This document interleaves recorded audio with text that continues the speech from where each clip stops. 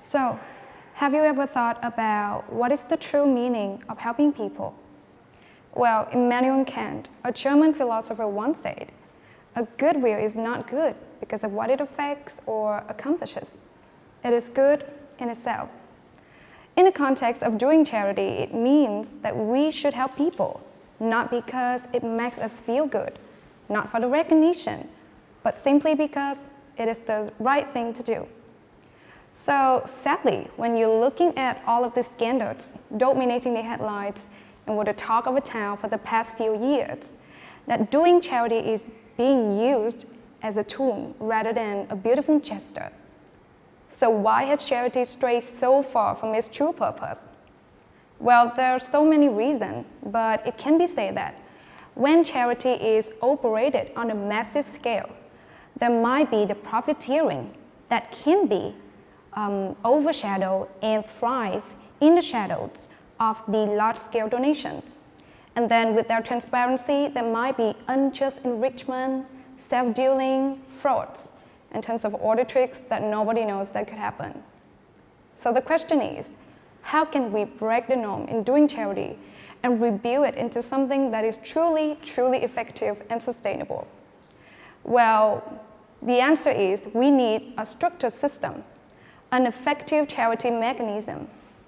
But before going any further, I think that we should have a step back and look at what we already got. Well, up until this time, Vietnam has set a really strong legal foundations. We got a degree 93-2021 and a degree 93-2019 for doing charity. And not only that, we also have a really strong donors, philanthropists, and charity funds. For example, we got the Happy Home Charity Funds, Vietnamese funds, and Vietnamese children's SOS villages, and thousands of orders. But it's not everything. No need to mention such big names. When you're looking around, a children, a teenager, or even a child, or any of us, can be such a sweet heart. They have a really big love for people and a genuine care for the community. So what is missing? Well, we are missing supervision. Nothing more, nothing less. So why supervision? Well, clearly that the requirement to publish the financial statement is no longer enough. We need something more, and that is a third neutral party that is responsible for, firstly, auditing the financial flows, secondly, investigating any misuse, and thirdly, ensuring compliance with legal and ethical standards. So we can take the reference of the International Aid Transparency Initiative. This is one of the biggest global organizations with the responsibility to create a transparency in how aid money is spent. And then they can improve the global living standards and reduce poverty. And up until now, there are 1,749 signatories.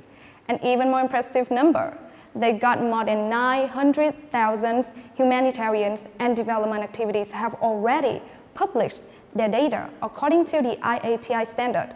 And I think this is one of the greatest models that Vietnam can amplify and upgrade so that we can fully eliminate any unwanted factors, so that we got a transparency, so that we got a reliability, and then donations, funds can reach their intended recipients without any waste or corruption.